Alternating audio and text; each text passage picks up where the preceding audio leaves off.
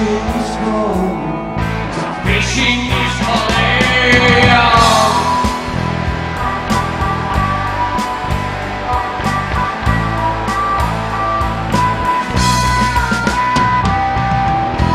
You have fallen so far now, you don't even know how. You are going to survive, but feel the horizon. A new light is shining, breaking through the darkest night. Love's coming and it's calling out your name. Lift up your fears, lift up your fears. Salvation is calling, salvation is calling. Lift up your fears, lift up your fears. Salvation is calling, salvation is calling.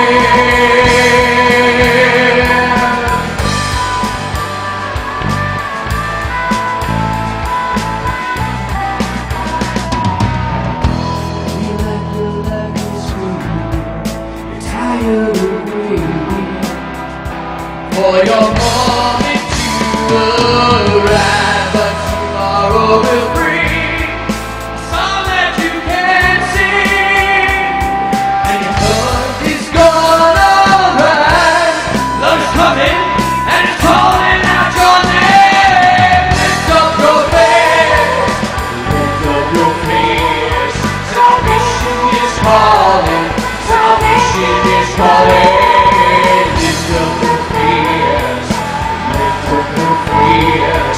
Salvation is calling, salvation is calling. Lift up your fears, lift up your fears. Salvation is calling, salvation is calling you.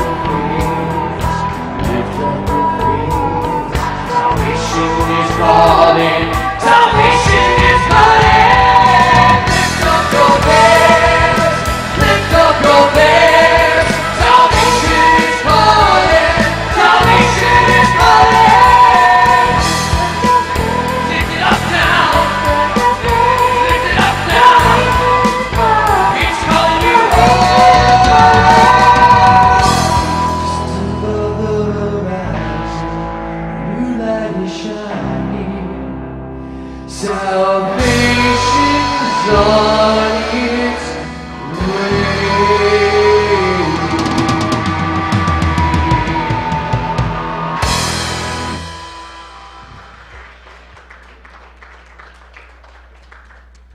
All right, y'all with it now?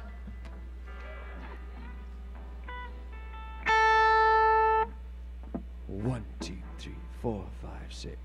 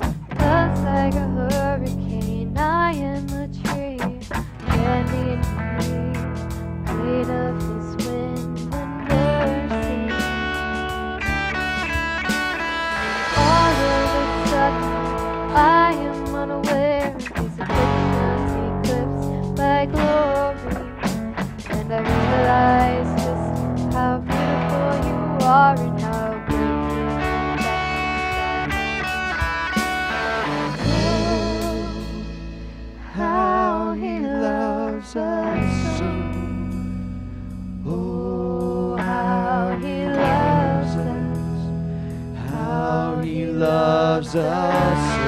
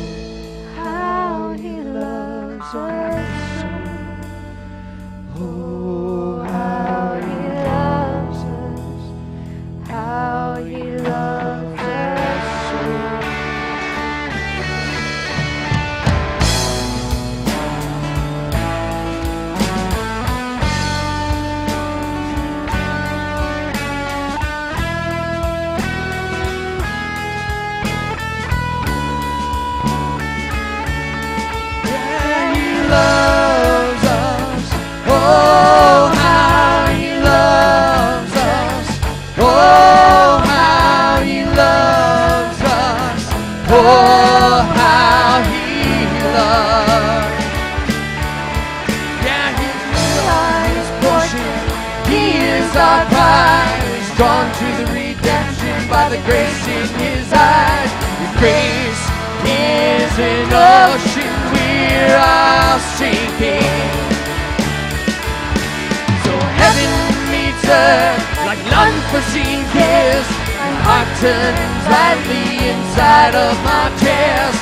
But don't have time to tame these regrets when I think about the way that He loves us. Oh, how He loves us. Oh, how He loves us. Oh, how He loves. Yeah, He loves us.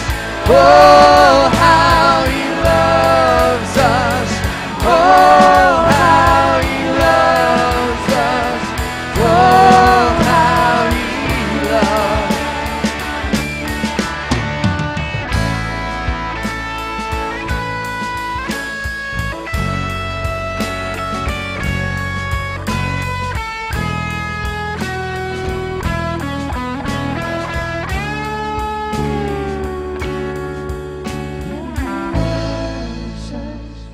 Oh, how He loves us.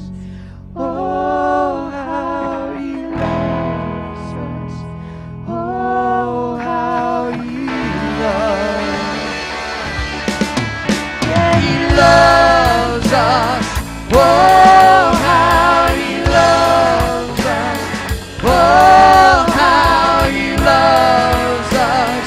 Oh, how He loves.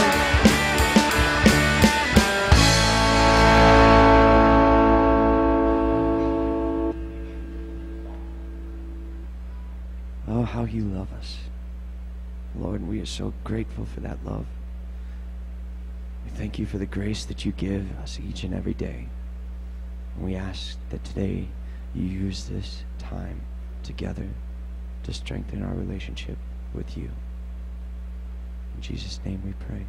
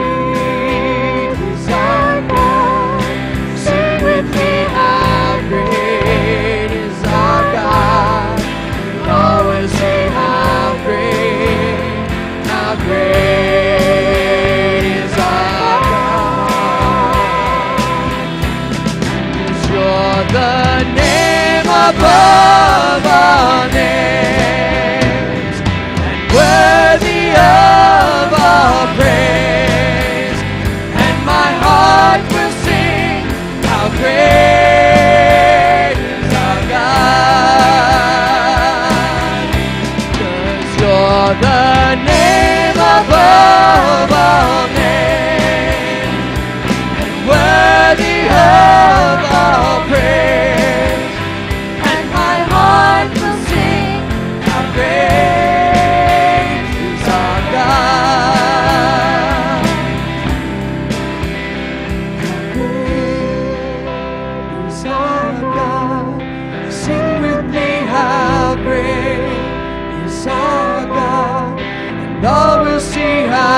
great, how great is our God. Then sings my soul, my Savior God to thee. How great thou art, how great thou art. Then sings my soul, my Savior God to thee. How great thou art, how great thou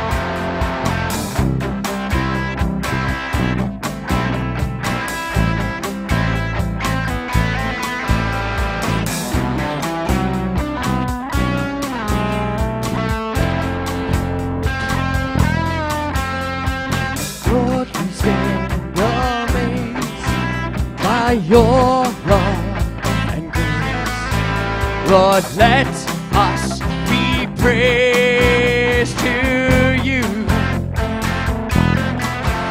Lord, all of our days we sing your praise.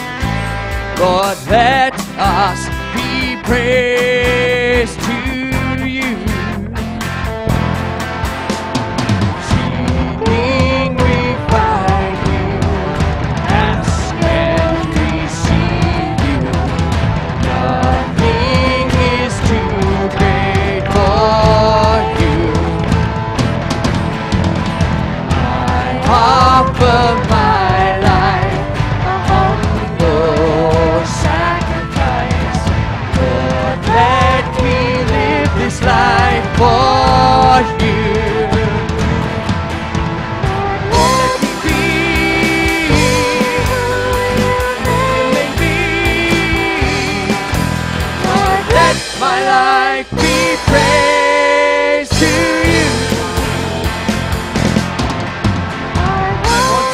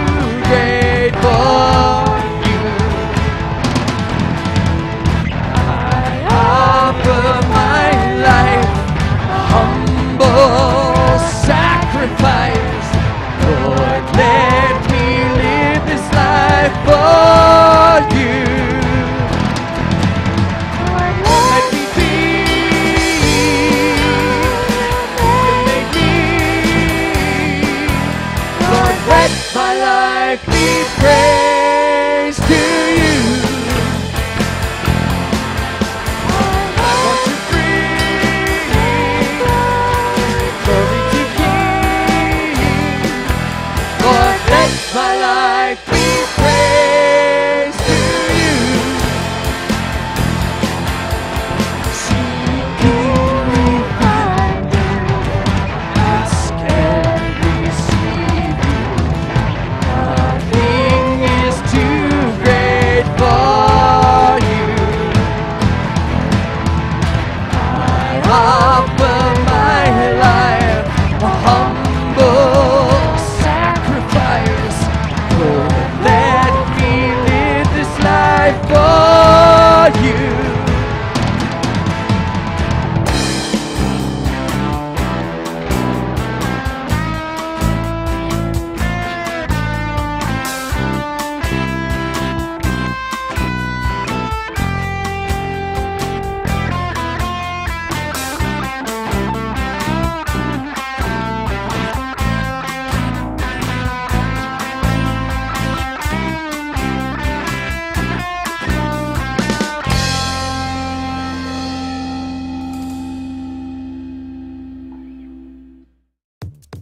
Good morning and welcome to Riverwood Church, a place for people who may have given up on But God. haven't given up on God. If that's you, you're in a great place and you've made a great decision to join us. We're not that concerned about where you've We're been. much more concerned about where you're going. So it's our sincere hope that you'll hear something today in the message Directly from the Bible, that will tell you just who God is what His purpose is for you. and how He can change you forever. But before we get started, why don't we bring up the house Find lights somebody you don't know. and welcome them here to Riverwood.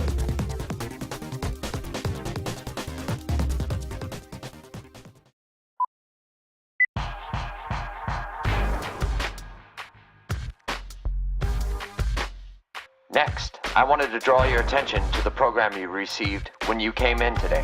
If you didn't get one when you entered, there are some ushers coming down the aisles now with extras. Just raise your hand and they'll be happy to give you one. Inside the program is a connection card. If you haven't done so already, would you begin filling out this card? If you're a member or regular attender here, you can just give us your name and email address and any information that might have changed. But if it's your first or second time here with us today, I'd like to ask you to give as much information as you're comfortable sharing. And be sure to mark the box on the side that says first or second time yes. As you work your way down the card, you'll see a question that says, how did you first hear about Riverwood? As a church that values people and relationships, you can probably imagine that we're interested in how you found out about us. So we really appreciate that information. Now, one of the main reasons we ask you to complete this card each week is because we believe that God has next steps for you. On the back of your card, you'll find a number of next steps. Check the boxes on your card to sign up for events. Or to get involved in the various ministries that are happening here at Riverwood. Also, the flyer in your program has details of each event coming soon to Riverwood. You'll also find a number of next steps on the card where it says, today the message moved me to. We'll be sharing more about these in today's message. So hang on to your connection card and we'll collect them at the end of the gathering. Thanks, and let's continue on. So anyway, these are the message notes. They look like this, and you want to take them out and walk through this. And this is the connection card. These are the 3 things you need for the message. That is to say, for your message to last longer than the next 30 minutes after you leave here, because that's what they say, you lose 90% of what you hear within an hour of the time you leave. So anyway, up that ante a little bit. Try to remember this stuff. And if there's something particular you want to add to it, that's the reason for the pen and the notes. You can make your own observations as we go along. And maybe, who knows, maybe just God will talk to you in some ways that I can't, which is part of the point here. So if you hear something, put a check mark in the margin of the page and follow along. All right? Would you do that? Good. All right. So today we're looking at probably the least popular word in the English language, and you can tell that it's the least popular just by watching the Olympics. Failure. Failure. I've watched a number of people who thought a silver medal, second best in the world, was a complete failure. You see that? The look on their face? It's just a terrible kind of a thing we live with in our society particularly. Is there a less welcome word in the English language? There are other expressions for it, like disappointment, inadequacy, inferiority, brewers, other things like that. So So nobody wants to be a loser in life, and people get there by failing. You fail in school. You fail when you get this sort of like, we introduce as parents and as educators, this sort of a mock reality. We want to introduce them to the way the kind of world works that can be sometimes brutal and disappointing, where you can fail a lot, but you do it in a way that's more safe, right? Until they actually get into the real thing, right? But in school even, you get an F on a test, a project, a paper. F stands for fake pass. When I was in school, it stood for failure, right? I'm not sure what it stands for. It's the real F-bomb today, nonetheless. But what if we were wrong about how we thought about failure? What if I told you that failure, when seen from the right perspective, is actually a positive thing? Right? It's a necessary element to all our further achievements, right? If that's the right perspective, it changes how you experience it. The truth is that failure is the primary building block of every success you've ever had. Just think back over the course of your life and you know that this is true. It may not feel like it's true because it doesn't feel good, but it is true. When you're learning to walk, you fell down countless times. You don't even remember this, but your parents can tell you all about it. Each time you got back up, you were a little bit sturdier, you did a little bit better, went a little bit further. The first time you played baseball, you whiffed at every ball that you came your way, right? But with practice, you began making contact with it, and after a while, you could fail at a larger level. When you started to drive, you didn't whip right into a parallel parking place the first attempt, did you? Did you? Some still don't do it. You backed up and forward and back again and again and again, and after a while, you just got so frustrated you bought a car that did it for you. That's the way it kind of goes these days. But life is a process of learning by failing, and failures shape your ability to succeed. If you see failure as an end, it destroys you. If you see it as a stepping stone to success, you're on your way to success. So failure simply puts you in a place of choice. You either use failure as an excuse to give up, or you can use it as a way to grow up. You can either use failure as an excuse to give up, or as a way to grow up. It makes you stronger and more mature. History is full of success through failure stories, and you've heard some of these. You know the story about Michael Jordan. He missed over 12,000 shots in his professional career. He lost over 3,400 matchups and flubbed 25 last-minute baskets that would have won the game. But it started off worse than that. I don't know if you realize that he was actually cut from his high school basketball team. That's failure. Probably on the part of the coach, but that's failure nonetheless. So he probably felt really low and gloomy and dire about that, right? Missing the baseball 2 out of 3 times can still get you into the Hall of Fame, because you can't hit over 400 like Ted Williams did a couple of times without failing a lot. Even when you're hitting there, you're failing a lot of the time. Or consider the story of the greatest loser perhaps of all time. He lost his job at age 22. At 23, he was defeated in his run for his state legislature. At 24, he failed in a new business venture. At 26, he had a nervous breakdown. Probably didn't know this. At 29, he was defeated again for political office, then again at 34, then again at 45 for the U.S. Senate. At 47, he was defeated in his nomination for vice president. At 49, he failed again in a run for the U.S. Senate. But at 51 years old, he became the President of the United States. Abraham Lincoln became a success after a discouraging string of failures, dismal failures. He faced more failure in the first 40 years of his life than most of us will face in a lifetime. But he refused to let his failure discourage him. Instead, that cultivated a strong resolution, character within him that fortified him to do what needed to be done at the worst possible moment in the history of America, the Civil War. And he preserved the Union during the worst of all of that, maybe because he was used to the duress that potential failure was going to bring. His faith, his persistence, developed over years of dealing with failure, strengthened him to succeed in the greatest of ways, and we've known probably as the greatest president. Maybe Washington, Lincoln, hard to know. Both of them were essential to what we live today. This is called failing forward. Failing forward. And when we deal with failure, well, God uses the experience to get us ready for the next thing that he has in store for us. The Bible is filled with stories of heroes of the faith who had miserable stories of failure all along the way. We tend to think of these guys as just gliding in an effortless journey of life, this glide path towards heavenly success with halos firmly fixed over their heads. Those guys never knew the problems that I have, kind of thing. But instead, we find people like Moses and David and Paul, a murderer's row of moral failures. And I mean literally murderers, all three of those. Heroes of the faith with dismal failures, moral failures even. Then there was Peter, the preeminent disciple of Jesus, the leader of the pack. And today I want to tell you his story with a single idea in mind for you. And here's where the notes come in. Ready? See if you can guess what. All right, let's try it. Here's the idea. Jesus believes in me. Can you say that with me? Try it. Jesus believes in me. Try it once more time. Jesus believes in me. Yeah, so let me set the stage for the story found in John's Gospel, the last chapter, the 21st. The disciples have been through a roller coaster ride of emotional highs and lows. On Palm Sunday, just the week before his crucifixion, of course, Jesus had entered Jerusalem like a conquering hero, literally, to the cheers of the crowds. They were ready to enthrone him as the king.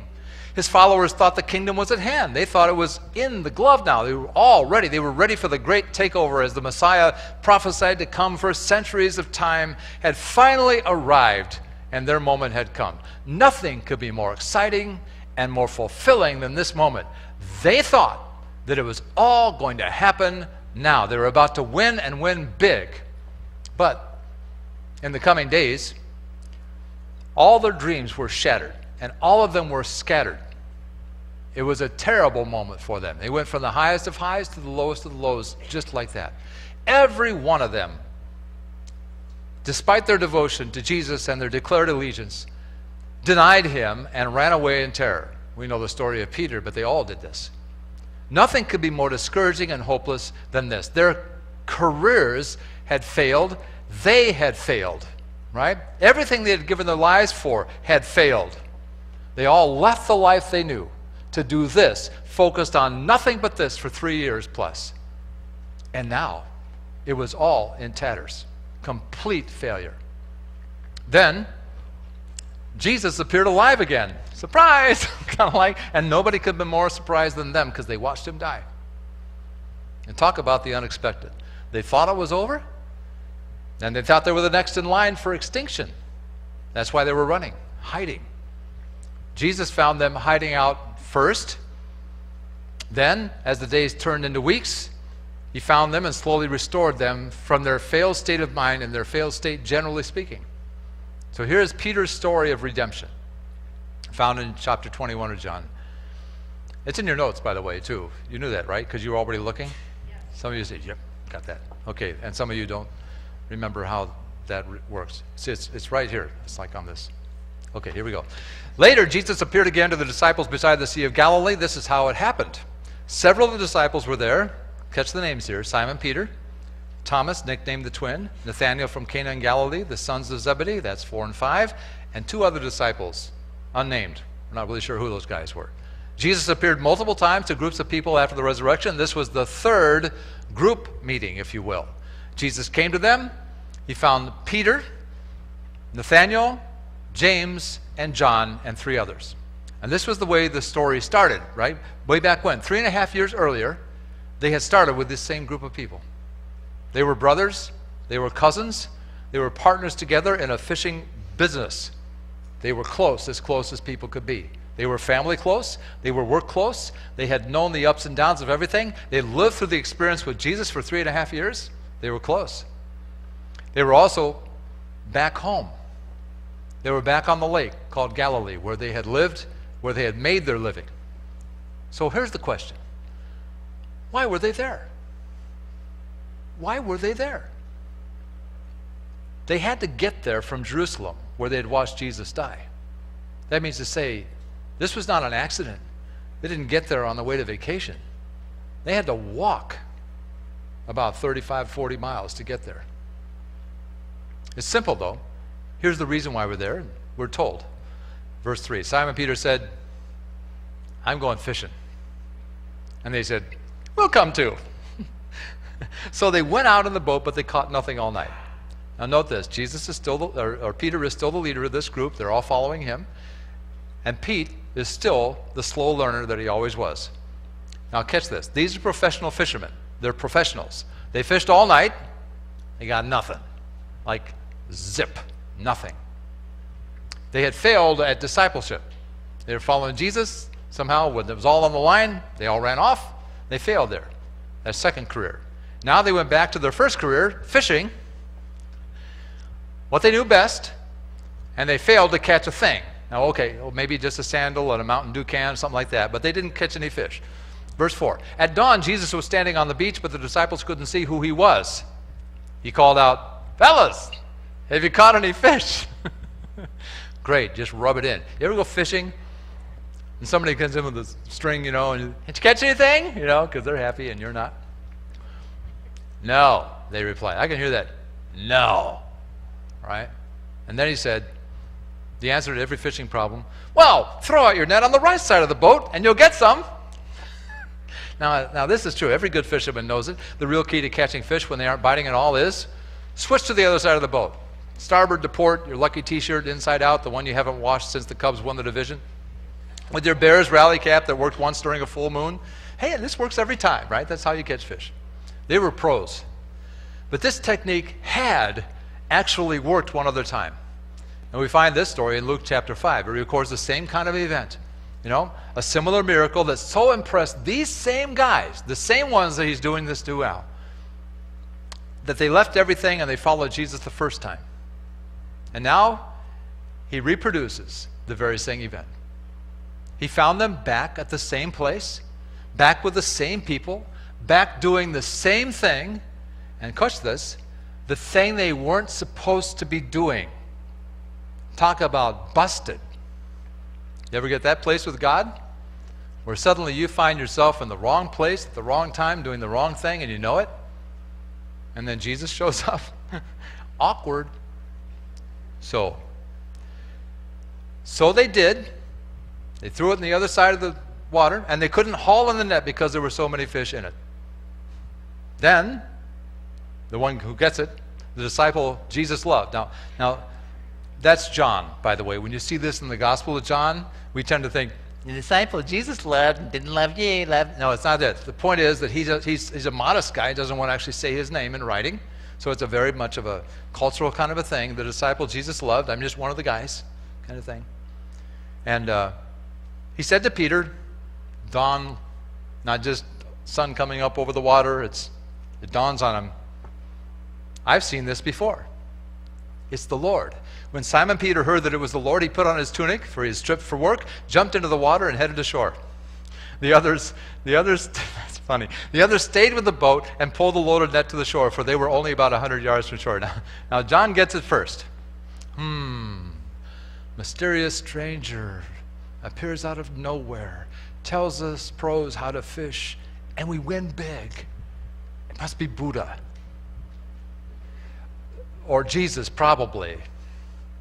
So Johnny tips off Peter, who jumps off the boat fully clothed, demonstrating an age-old technique of boating and water safety.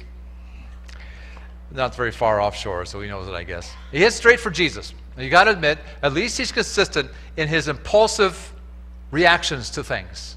He'd done this the whole time with Jesus, and we had this recorded multiple times. Now think about this. This is a reminder of two things.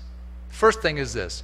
Jesus controls nature and life. Jesus is in control. Secondly, Jesus called them to fish for carp, bass, muskie? No. Men. He called them to fish for 6-footers. And they're out there on the water, back with fins and scales. He had given them this mandate to follow me, and after embarrassing himself, denying Jesus 3 times during his trial, after running away to hide, he'd been busted, but he's still hopeful. So here's Peter running back to Jesus. Now, if you have an impulsive thing to do, that's the best thing of all to do. The best inclination in failure, run to Jesus, or swim like Phelps, as Peter did, apparently. So here's the takeaway. When you fail, run to Jesus. He's already looking for you. Note who came looking for whom. Peter didn't go looking for Jesus. He wouldn't know where to go anyway. He went back to what he knew. He went to his comfort zone, and Jesus found him. But when Jesus found him, Peter didn't jump in the water and swim the other way. He came straight for him. But I want you to note this. There's nothing in the story that says he actually looked Jesus in the eye and had a conversation with him. Jesus is there cooking. Back to the story. Jesus started a beach barbecue breakfast with bread and fish. Catch this. He served them. Jesus served them breakfast. Hey, bring some fish over. It's already on. We're ready to eat. Talk about a way to welcome somebody back. The first thing he said was not, "You creeps, what are you doing out there?" First thing he said is, "Come to breakfast." After breakfast then, now note this repetition. It happens 3 times in the text. It's important when you see things repeated in the biblical text to ask the question, why does that happen over and over again? After breakfast, Jesus asked Simon Peter, "Simon, son of John, do you love me more than these?" Now catch this phraseology of the name. He hadn't called Peter Simon, his original given name, for 3 years. Remember, Jesus had changed it to Peter. Now note, Simon means little pebble, washed around with the waves. Peter means rock, the thing I'm going to build on. And he goes back to calling him Simon. "Do you love me more than these?"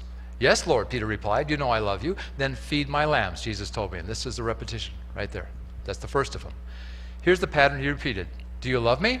Yes, I do. "Do what I asked. Feed and lead." "Do you love me?" Yes, I do. "Do what I ask. Feed and lead." Now there's some debate here about what the "more than these" line means. Could be several things. It could be that you love these other guys and your family and friends more than you love me. You love them? Is that why you're here? Because you went back to family and home and that's what, you thought you were taking care of people now? Is that it? It could mean more than those guys love me. Do you love me more than those other guys, the other disciples? And this is what Peter had actually said. Just before Pete betrayed him, he said, "I love you more than these guys. I'll give my life for you." When Jesus said, "I'm about to die," Peter said, "No, you're not gonna. I'll protect you till death. I love you more than these guys. I'll give my life for you." That's what he said. Could mean, do you love me more than this life you've got here? This life of fishing. You know, that's a big deal if you've been successful in a career. Do you love me more than that? Do you love me more than the boats you own? The life you lived before? The decisions you made on your own? Do you love me more than that? Are you just going back to the thing that you used to love more than me? Now, all those are viable options, but here's what matters. Jesus wanted to know a simple thing. What has replaced me for your attention and your affection?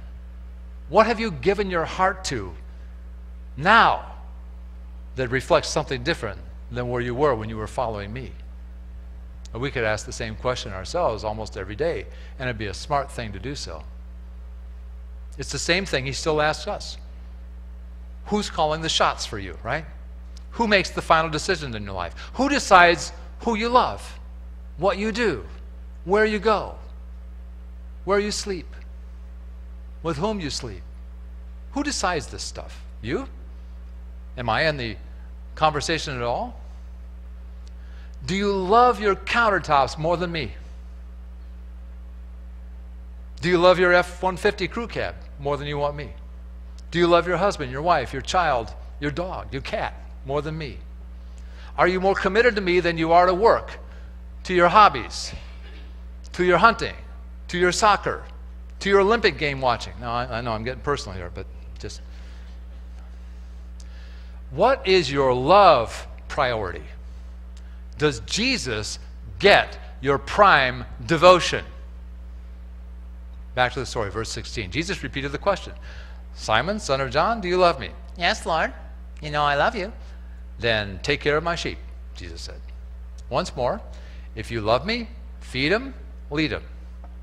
And just in case you didn't think Pete was a slow learner, he gives the rest of us further encouragement about how slow people could get it. Verse 17.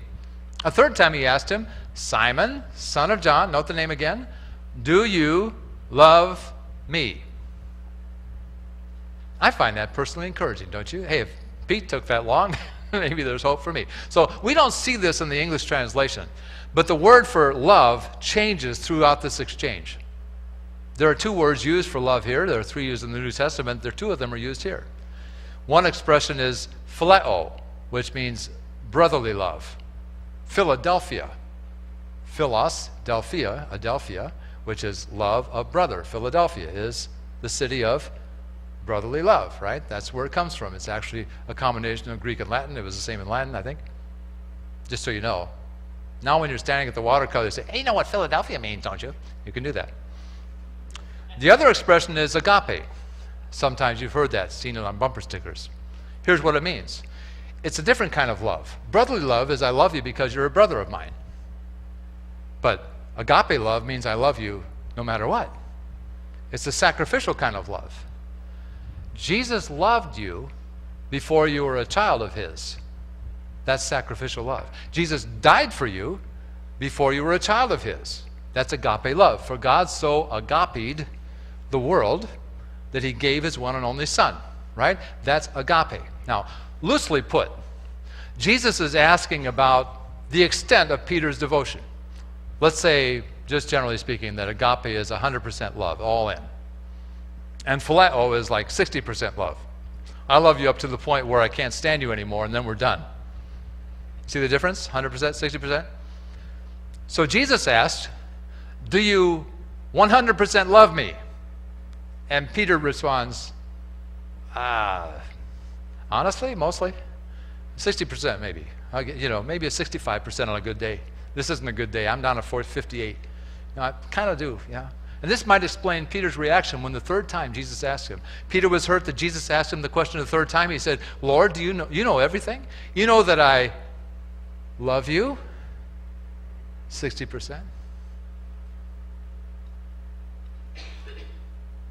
Now, he says, then feed my sheep.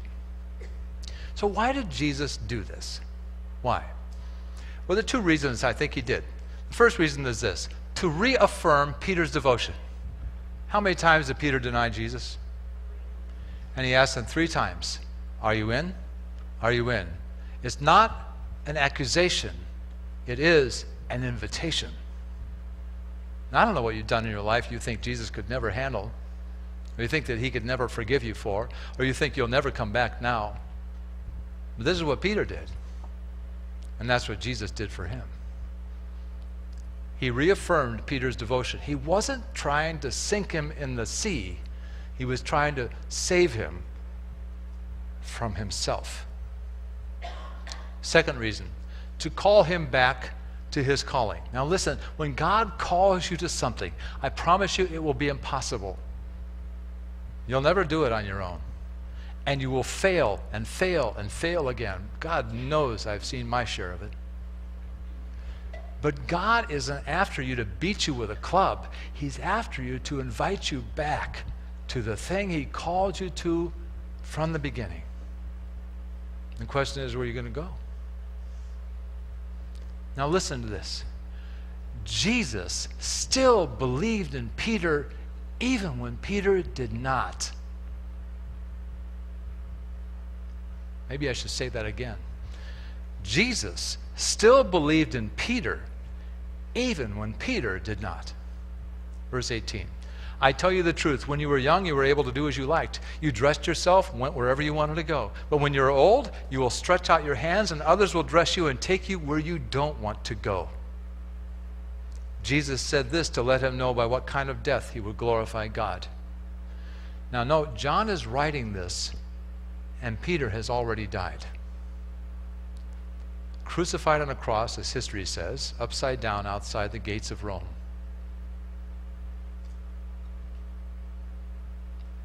There was a time, friends, in your life and mine when you did whatever you wanted, whenever you wanted to do it. You dressed any way you wanted and went wherever you wanted to go. You could go to the pub with a low-cut toga and a come-hither look in your eye. You could do that.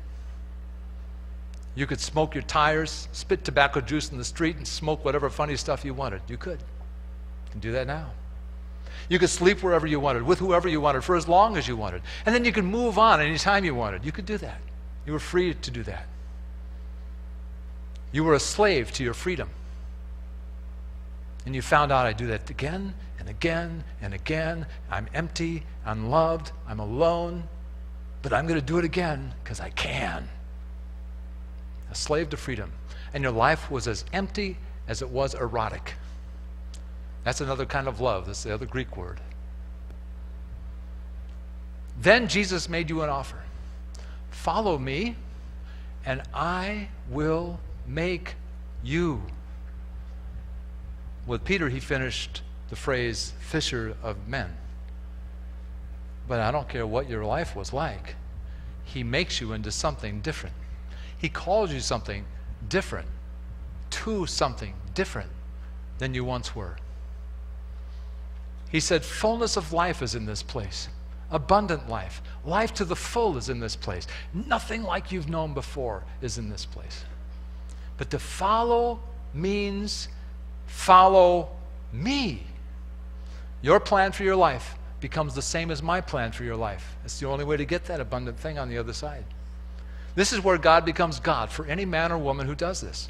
And it's the point of calling for God for every person. Different for everybody, perhaps. But the one thing that's common to all is this issue of who do you love the most? What do you love the most? Do you love your freedom?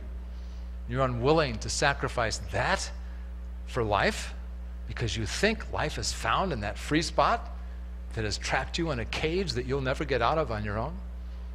This is where God becomes God. This is the point where everything, all the blessings, all the bounty, all the beauty of a relationship with God is received every single day. And this is the point where all our wants and all of our self-control, all of our independent desires are laid down before Him. And we ask the right questions finally. Who am I going to follow?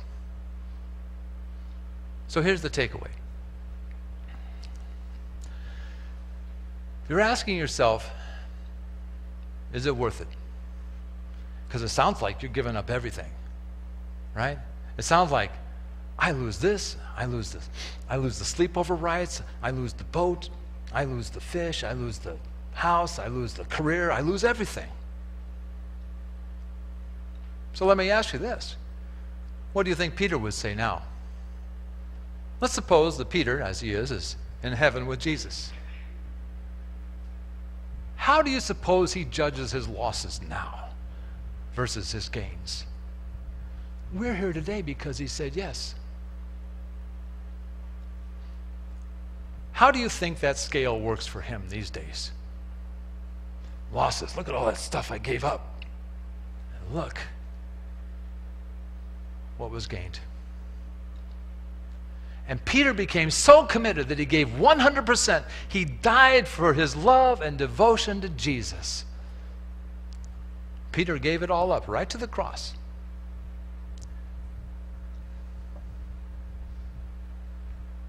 But look what he got. Now I would suggest to you, that you may have been fishing all night on the wrong side of the boat. And you're wondering, gee, how come things aren't just working right? Jesus told him, follow me. Peter did, right to the cross, and we are here because he did just that. Here's the takeaway. Let's get back to basics. The Christian life, people try to make this so complex. It is so simple. It's this: follow Jesus.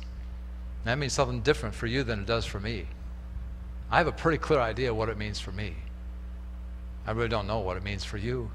But if you've not asked, when Jesus is calling to you from the shore in the misty morning, you haven't figured out life at all yet. It's really not about how much you know. It's about what you do with what you know. Peter had no idea where he was going. The whole 40 days he'd just been through had been a complete, baffling mystery to him. Let's go back to the story, verse 20 to 22. The great deflection. Ready for this? Talk about a human moment. Here it is. What about that guy? What about that guy? Peter notices John and shifts the attention to him. So here's the thing. Peter and Jesus are kind of strolling down the beach, you know. There's two sets of footprints on the beach and then kind of thing. Actually, there are 3 sets of footprints because John is tailing right behind him, listening, eavesdropping. I don't know if it was illegal in those days, but I think he was running a tape. Nonetheless, he records this years later, decades later. Peter turns around and saw behind them the disciple Jesus loved. That's, again, John talking about himself. John's writing this. The one who had leaned over to Jesus during supper and asked, Lord, who will betray you? Notice that? Who did betray him? Yeah, Judas did. Simon, Nathaniel, and James, and John, and all of them. Peter asked Jesus, what about that guy? What about him? All of a sudden, John's no longer an observer. He's going, what? Huh? Who? What? Me? I think this is hilarious stuff, by the way. So Jesus replied, if I want him to remain alive until I return, what is that to you? Now, in point of fact, John lived longer than any of the other ones. He was the youngest when he started. But he didn't die until 96 AD, some 50 years after this incident. If I want him to remain alive until I return, what is that to you? What is that to you? What I want for him, what is that to you? As for you, follow me. Now, here's the first takeaway on this. Don't live somebody else's purpose. My guess is that nobody here is ever going to be Michael Phelps. It's just a guess. I'm sure not going to be. Second takeaway, focus on Jesus and you. Forget the temptation to compare and the judgments of God based on his work in other people. Is your failure in life based upon a comparison with somebody else and what they're doing and how well they're doing, how much they're liked, how popular they are, Is that your failure standard? Focus on Jesus and you. Third takeaway, follow Jesus after you fail. Recovery from failure, forgiveness from moral failure, wandering off from God, willful rebellion, redemption from a bad fall. Peter had it all. Peter had just done it all. It all comes back to this. Follow Jesus. Truth and devotion make redemption possible. Hear that? Truth plus devotion make redemption possible. But you can't get there without telling the truth to God. And you can't get there without giving him all you've got.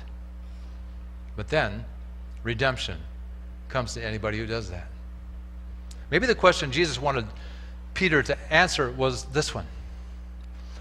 I've forgiven you. Can you forgive yourself? Fourth takeaway.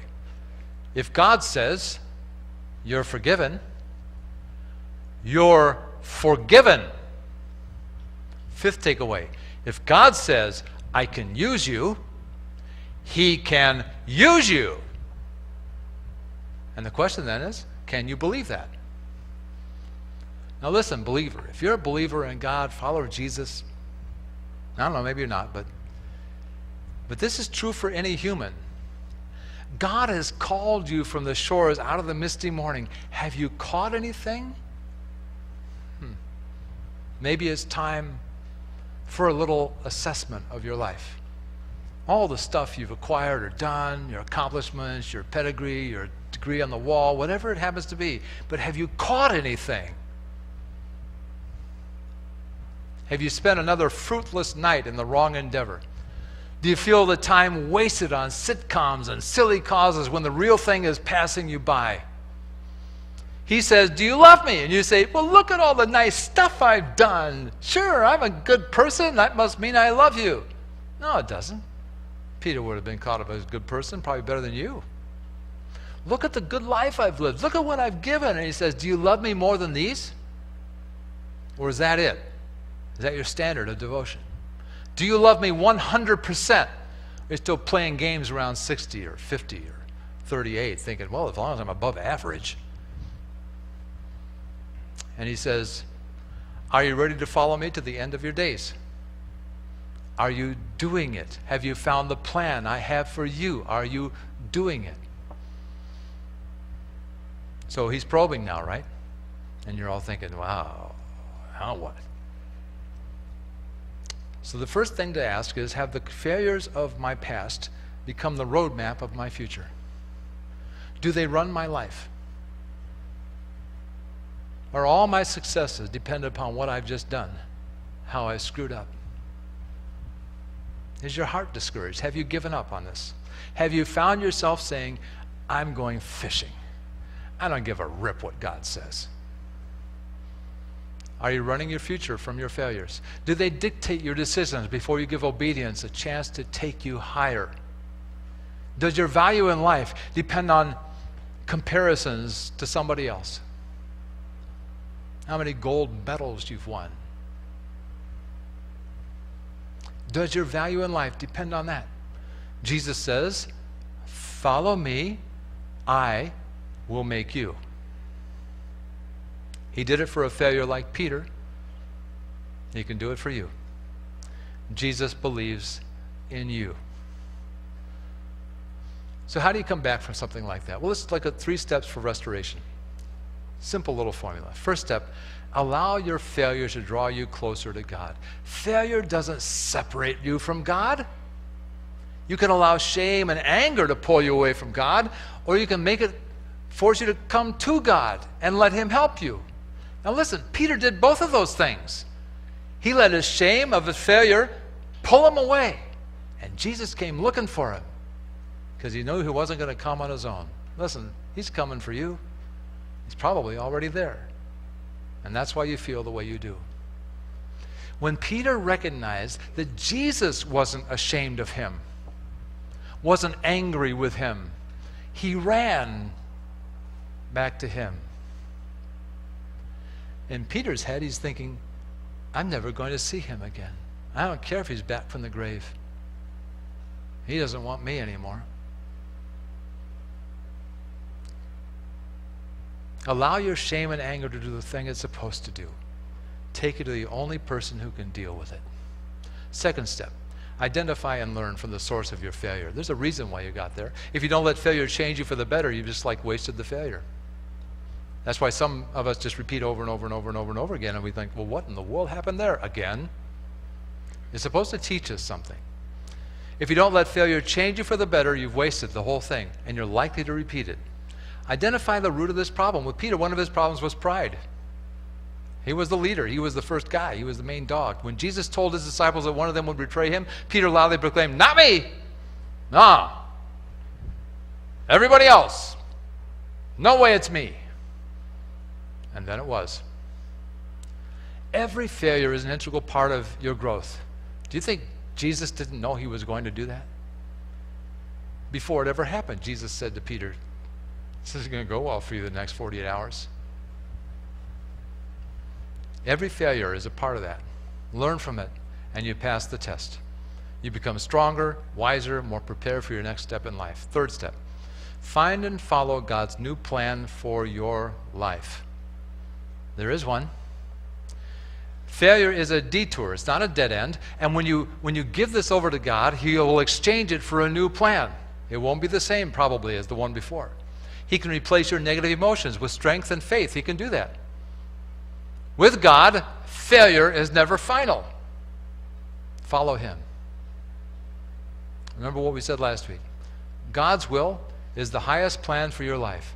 It is the direction you would choose if you could see things from his perspective. Again, God's will is the highest plan for your life. It is the direction you would choose if you could see things from his perspective. Now, on the back panel of your notes is the memory verse for the day, and it'll sound pretty familiar. It's the words of Jesus, and I want you to read it together with me. It begins with the words, if I want him to remain. Are you ready? Really? Ready? Yes. Go. If I want to remain alive until I return, what is that to you? As for you, follow me. God, we're grateful for the fact that you are a God who redeems and forgives and brings us back to you. And in this quiet, holy moment right now, recognizing that you are speaking to every single person here in ways different to each of us. We first wanted to say we were ready to listen. We're grateful that you love us so much that you'll talk to us despite what we just did, again and again. We're thankful for the fact that you come looking for us at the time of our great failure. We're thankful that because of Jesus dying on the cross, forgiveness can be ours. So now if you're wondering, what in the world do I do next? Try this. Here's what the scriptures say, which run counter to our emotional makeup. If you confess your sins, he is faithful. He is righteous. Now note two things. First, the truth about us, which is confession. And the second thing, the truth about God. He is faithful and he is righteous. And then it says, he will forgive and cleanse us from all unrighteousness. So what do? We get honest to God about it. What does he do?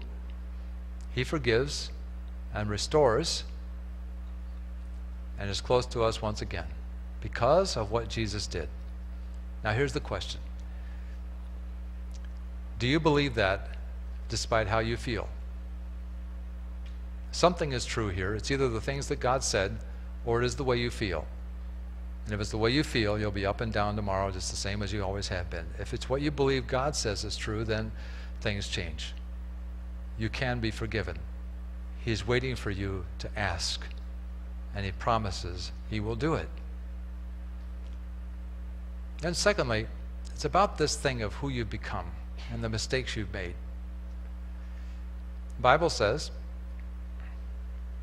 that we're supposed to lay our lives on an altar like a sacrifice, but it's a living sacrifice, and we want to crawl off all the time. So he says, give your life to me, and I will transform your life by renewing your mind.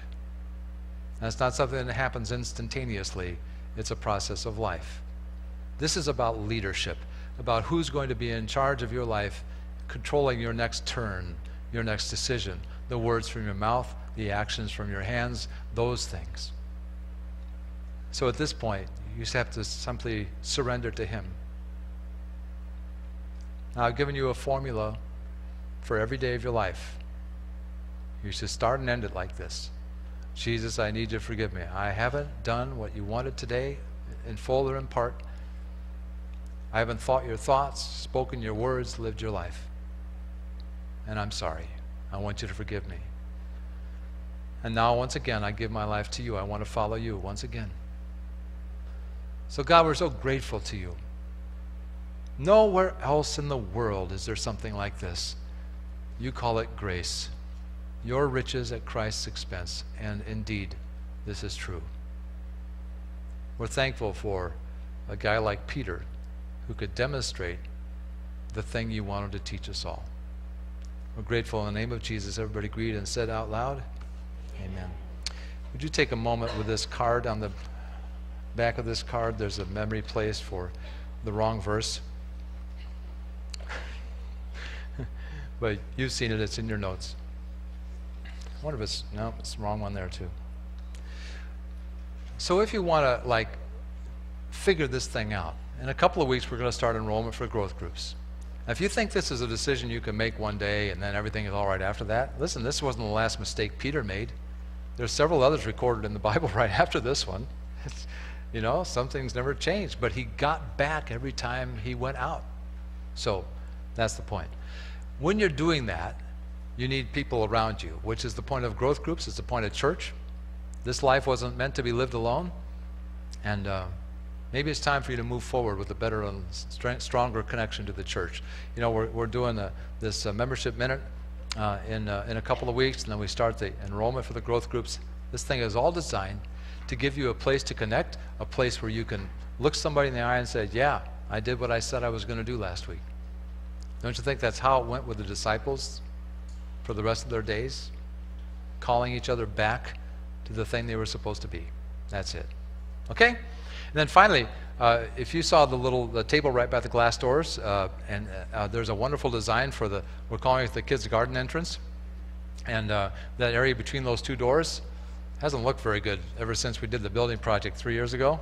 And so it'd be nice if you wanted to help with that, either with your hands or with your heart, or with your money. So we need all three of those things. And I've signed up. I just think it would be a big deal for people who are coming here for the first time. So think about that, would you? That's it for the day. Glad you came? Yes. I'm glad I came, but then I was supposed to be glad. So, you know, all right. We'll see you later at the social hour in a minute. Thanks for joining us today. Just a couple more things before you head out the door. As you leave, there'll be ushers at the door with a basket where you can place your connection card. If you're a member or regular attender, then you know that this other insert is our offering envelope, which you can put in the basket, or drop it in the mail, or you can give online at any time at riverwood.net. or go directly to the city for a one-time gift, or to automate your giving. I would like to remind you that here at Riverwood, we like to give generously. It's one of the ways in which we worship Him. And all of the great things going on here are made possible through your faithful giving. But if it's your first time with us today, this gathering is our gift to you. Also, if it's your first time with us today, we have a special gift for you in exchange for your completed connection card. At the Connect kiosk in the lobby in front of the glass doors, it's the book Unshakeable, which is all about how you can stand strong when things go wrong. I want to remind you to come back next Sunday. You won't want to miss it. Now, for those of you that have children at the other end of the building, would you promptly pick them up so the children's workers can clean and reset the room? Well, it's been a great day here at Riverwood, Would you stand and say hello to 3 more people that you have not yet met? and we'll see you next